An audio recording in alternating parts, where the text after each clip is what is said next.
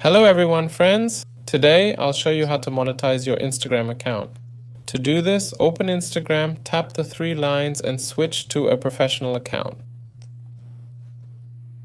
So for this, you'll need to switch to it and find the tools and settings here.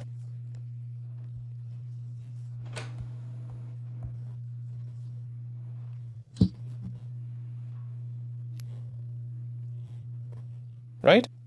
Here you can switch to a professional account, change your account type to either business or creator account. I currently have a professional account. After that, tap on branded content here. As you can see, my status shows that my account is eligible for monetization.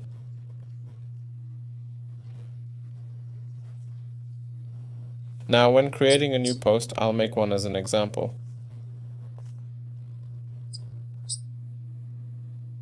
I tap next. Doesn't matter what's here. Now let's go in. More options. Tap on partnership, branded content tag, and ads. Click add branded content tag, then tap next and continue posting.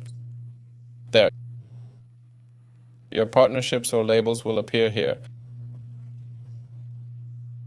Over time, offers will start coming in there. You can read more about this at the link right here.